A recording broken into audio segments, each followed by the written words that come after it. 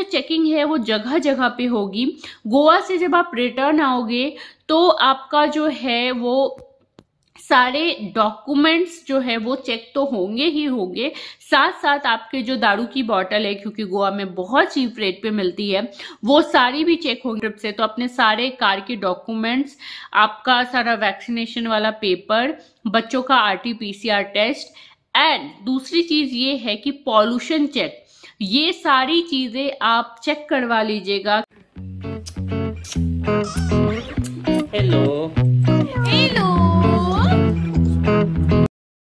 Hello everyone, कैसे हो आप लोग? आप सबका हमारे इस वीडियो में स्वागत है। तो आज आप सोच रहे होंगे कि आज कौन सा वीडियो, वैसे तो आपने थंबनेल और टाइटल देख के समझ लिया होगा कि आखिर आज का वीडियो जो है वो क्या होने वाला है। तो आज जो है मैं अपना बेसिकली एक्सपीरियंस आप लोगों के साथ शेयर करने वाली हूँ कि आखिर हमारा गोवा का जो ट्रिप है, रोड ट्रिप है, जो हमारा फर्स्ट रोड ट्रिप होगा, डेफिनेटली आप लोगों में से भी किसी का फर्स्ट रोड ट्रिप होगा और आप लोग भी कुछ ऐसे इंपॉर्टेंट चीजें जो है वो खोज रहे होंगे, क्योंकि हमने भी बहुत सारे वीडियो जो है वो खोजे थे, बहुत सारी चीजें की थी, लेकिन कुछ में उसमें से बहुत सारे हमें काम भी आए थे और कुछ काम नहीं आए थे।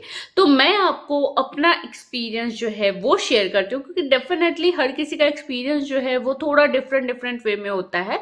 तो मैं अपना एक्सपीरियंस जो है वो आप लोगों से शेयर करने वाली हूँ। तो सबसे पहले तो हमने स्टार्ट किया हैदराबाद से गोवा। तो हमें जाना था साउथ गोवा जाना था। तो हमने सोचा बीच में जो एक घाटी आता है, क्योंकि विकास ने बहुत सारा रिसर्च किया था एंड उस रिसर्च से हमें पता चला था, यूट्यूब पे वीडियो जितने भी हमने देखे थे उस वीडियो से हमें ये पता चला था कि वो जो घाटी है वो डेफिनेटली आप इवनिंग में क्रॉस नहीं कर सकते, और बिल्कुल ऐसा ही है, क्योंकि 6 o'clock के बाद वो घाटी बंद हो जाता है, जो कि हमें वहां जाने के बाद पता चला। अब मैं आती हूँ हमने स्टार्ट जो किया। तो सबसे पहले तो स्टार्ट करने से पहले हमने ऑलमोस्ट गाड़ी में हर नेसेसरी चीज जो है वो रख लिया था। जैसे कि हमारी 2 साल की बेटी आप सबको पता है, तो वो बाहर का खाना बिल्कुल भी नहीं खाती है। तो हमारे लिए ये चैलेंजिंग था कि गोवा जाके उसको क्या खिलाएंगे, रास्ते में उसको क्या खिलाएंगे, क्योंकि अपन तो कहीं भी उतर जाते हैं, कहीं भी रुक सकते हैं। तो हमारे लिए ये थोड़ा चैलेंजिंग था। तो हमने सेरेलैक का, जो कि वो खाती है, तो जब भी हम बाहर यूज टू ट्रैवल करते हैं तो हम जनरली सेरेलैक ही खिलाते हैं। घर में उसको हम बहुत सारी चीजें खिलाते हैं, बट बाहर का वो कुछ नहीं खाना चाहती है। अब हमारे लिए तो हमने भर के पूरा एक जो बैग था हमने पूरा स्नैक्स से रखा, बिस्किट, मिक्सचर, पानी की बॉटल्स, गर्म पानी जो कि प्रिशा को चाहिए होगी एक प्रिशा के लिए छोटा सा ब्लैंकेट, हर वो नेसेसरी चीज जो कि हमें चाहिए होती वो हमने अपने पीछे वाले सीट पे रखा था। बाकी लगेज जो है हमने ऑलरेडी पीछे रखा था। एक और चीज मैं आपको बता दूं कि बच्चों के लिए टॉय जो है वो आप डेफिनेटली पहले से लेके जाए, क्योंकि गोवा में आपको बहुत कॉस्टली मिलेगा compare to Amazon and Flipkart and all. So आते हैं हमारी जर्नी से। हमें स्टार्ट करना था सुबह के 4 बजे। हमने सोचा कि यार चलो थोड़ा सा रेस्ट कर लेंगे, फिर हम सुबह अर्ली मॉर्निंग उठ जाएंगे एंड जाएंगे, बट हमें नींद ही नहीं आया एक्साइटमेंट में। एंड हमने स्टार्ट किया 1 बजे रात में। कर तो लिया स्टार्ट, बट बहुत ज्यादा पोपट हुआ। यानी कि हुआ ये कि जब तक हमारा स्टेट हाईवे, जब तक हमारा नेशनल हाईवे जो चल रहा था, वहां पे आपको स्ट्रीट लाइट मिली एंड उसके बाद बिल्कुल अंधेरा। जो छोटे छोटे गांव आए, उस गांव में कहीं कहीं लाइटें थोड़ी थोड़ी थी, बट उसके बाद का रास्ता आपको नहीं पता कि कैसा रास्ता है, वो क्या है एंड किस तरह का है। मतलब वो जो बीच में जो आप रोड पे जो वो व्हाइट कलर की पट्टियां देखते हैं ना, उस पट्टियों के सहारे मुझे ऐसा लगता है कि मैंने 2-3 घंटे ड्राइव किया। लिटरली ऐसे देख रही थी, क्योंकि रात में एक तो आपको कुछ दिखेगा नहीं, और प्लस सामने से जब ट्रक आएगी तो इट्स वेरी डिफिकल्ट कि आप, मतलब वो वैसे रात में, क्योंकि चारों तरफ लाइट नहीं है और ट्रक आ रही है सामने से, तो आंखों में पड़ रहा है। एंड मेरे लिए तो डेफिनेटली ये बहुत ज्यादा, मतलब वो चैलेंजिंग था, क्योंकि मेरा ये पहला था और वो भी नाइट का ट्रैवल। तो मैं लिटरली ऐसे देख रही थी और प्रिशा मेरे साथ थी, तो मुझे अपने लिए बेसिकली कोई डर नहीं था, मुझे डर था प्रिशा को लेके। तो बहुत डिफिकल्ट था। तो मैं ये सजेस्ट करूंगी कि डेफिनेटली रात में मत कीजिए। हाँ, वो घाटी वाला थोड़ा था, तो हमारे दिमाग में सिर्फ एक ही चीज था कि हमें वो घाटी एट द एनी कॉस्ट जो है हमें वो क्रॉस करना है। सबसे इंपॉर्टेंट बात जो मैंने किया, जो कि है मैंने बिना रुके ड्राइव किया। जो हम थोड़ा बहुत रुके, यानी कि 10 मिनट 15 मिनट मुश्किल से, वो भी वो था कि प्रिशा को मुझे ही खिलाना था।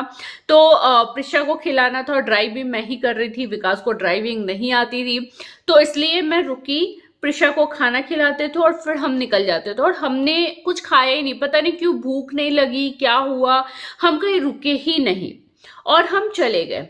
घाटी की बात करते हैं। घाटी हम पहुंचे दोपहर के 3 बजे, बट उस घाटी से भी पहले बहुत ज्यादा कुछ, क्योंकि हम साउथ गोवा जा रहे थे, साउथ गोवा का रूट नॉर्थ गोवा के कंपेयर में बहुत डिफरेंट है।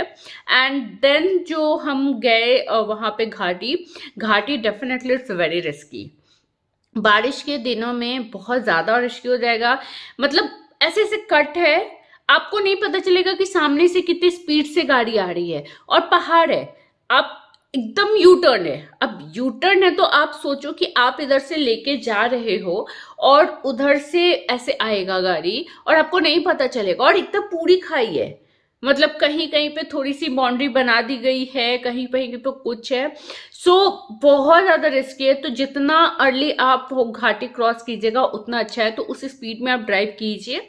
हम शाम के 5 बजे तक अपने होटल पहुंच चुके थे। घाटी 20 किलोमीटर की है, वो पूरी घाटी जो है वो 20 किलोमीटर की है, और बहुत स्पीड से गाड़ी आती है, कुछ बहुत आराम से लेके जाते हैं, पीछे वाले को ओवरटेक भी करना पड़ता है, लोग पीछे से एकदम आगे भागने लगते हैं। तो सबका अपना अपना चलाने का वे होता है। अब हम आते हैं साउथ गोवा की बातें। साउथ गोवा में हम एगोंडा बीच में रुके। एगोंडा बीच में रुकने के बाद हमने गेस्ट हाउस किया था।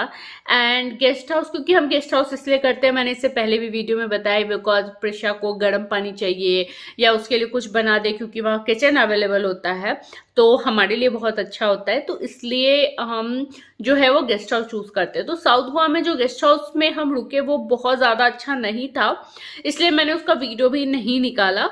तो हमने क्या नोटिस किया, हमने नोटिस किया कि जब हमें एक बीच से दूसरे बीच जाना था तो बहुत ज्यादा डिस्टेंस था। एंड बहुत ज्यादा डिस्टेंस यानी कि 14 किलोमीटर, 20 किलोमीटर, 25 किलोमीटर। एंड वैसे ही सेम, मतलब नॉट, मैं घाटी नहीं बोलूंगी, बट वैसा ही, एक तरफ पहाड़, एक तरफ पूरा अंदर खाई खाई है। तो अगर आपका थोड़ा सा भी बैलेंस बिगड़ा, एकदम ऐसे ऊपर है तो फिर सीधे ऐसे डाउन जा रहा है गाड़ी, तो बहुत बैलेंस की जरूरत है, क्योंकि डाउन जाने में डेफिनेटली आपको बैलेंस की जरूरत पड़ेगी। तो ये हमने एक नोटिस किया। वैसे हम 5 दिन के प्लान पे गए थे और पूरा का पूरा हमारा जो प्लान था वो साउथ गोवा का प्लान था, बट 3 दिन रहने के बाद, साउथ गोवा में 3 दिन रहने के बाद हमने ये नोटिस किया कि विद प्रिशा, क्योंकि बच्चों के साथ जा रहे हो तो बच्चों के साथ बहुत ज्यादा जो है वो डेफिनेटली मुश्किल है, क्योंकि आप साउथ गोवा में आप एक जगह से दूसरे जगह जा रहे हो, आप एक घंटे ट्रैवल ही कर रहे हो, फिर आप एंजॉय क्या कर पाओगे? और फिर डेफिनेटली धूप में आप बीच में एंजॉय नहीं कर सकते हो।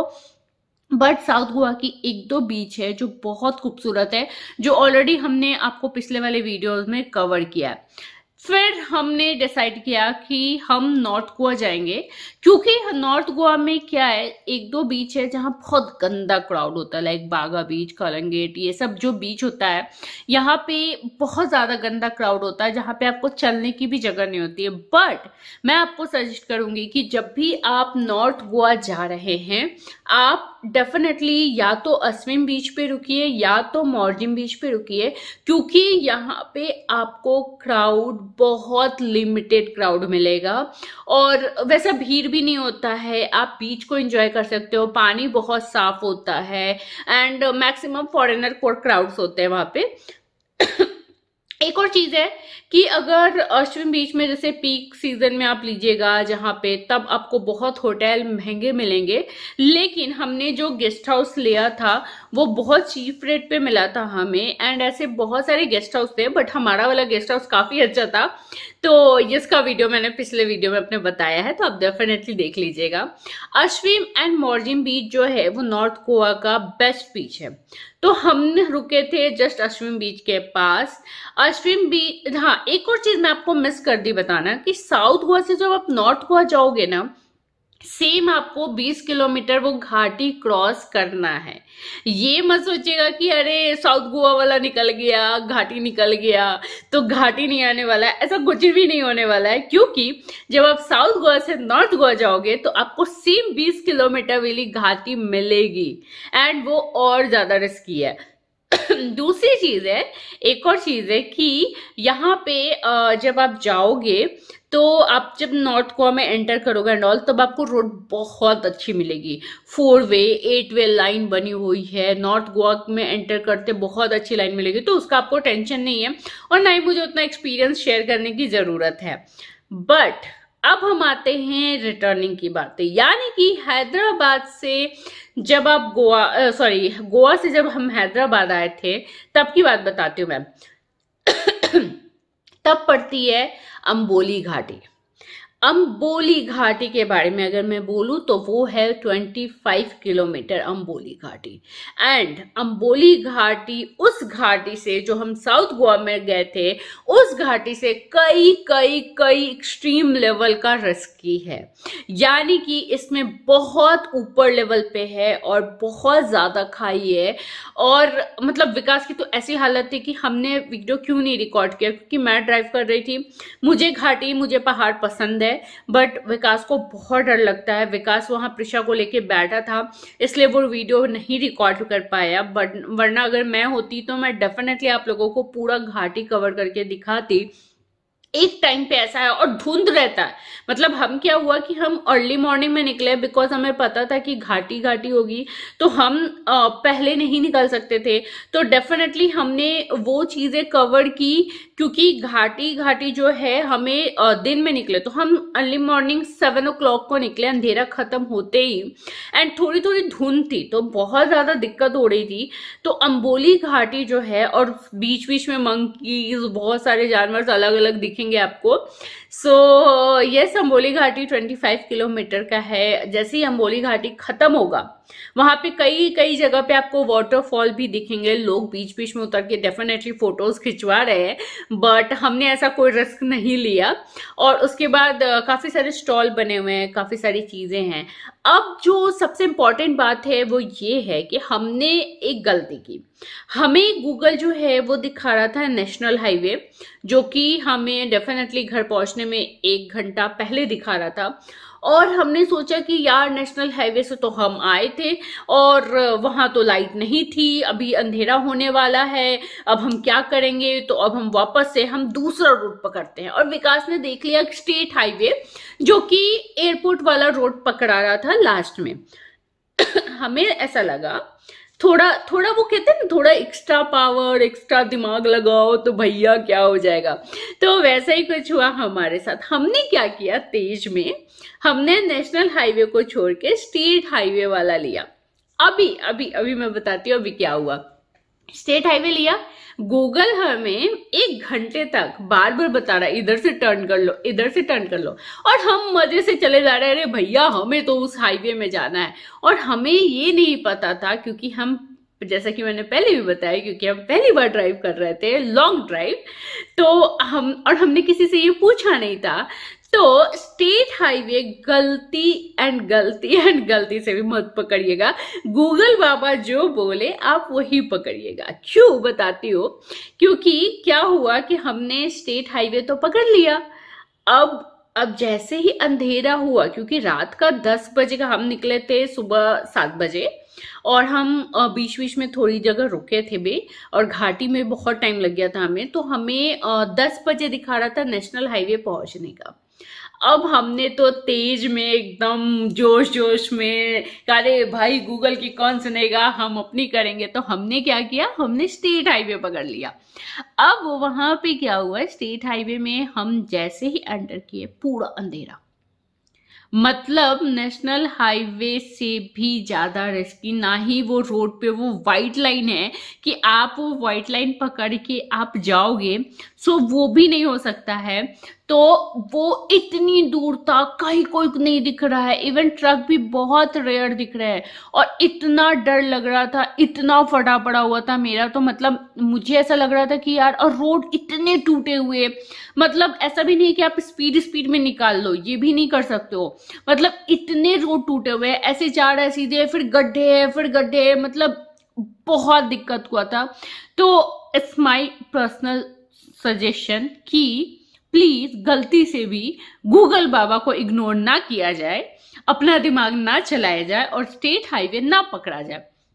अब चल तो दिए हैं, अब करना है जय श्री राम करते करते तो हम निकल गए भैया। मतलब ट्रक नहीं आ रहा, रोड छोटे, इतने दिक्कत हुए। कहाँ हम 10 बजे घर पहुंचने वाले थे और हम करते करते, और एयरपोर्ट रोड जो दिखा रहा था उसकी भी बताती हूँ।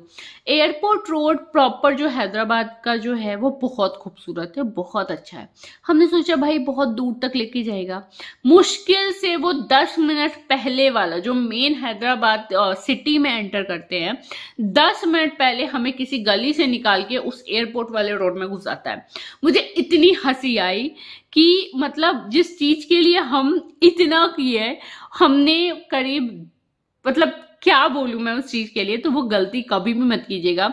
और जब मैंने अपने कुछ रिलेटिव से, अपने भैया से बात किया, उनको बताया स्टोरी, तो भैया मेरे ऊपर हंस रहे, स्टेट हाईवे में तो लाइट होता ही नहीं है, तुमको किसने बोला, चली गई।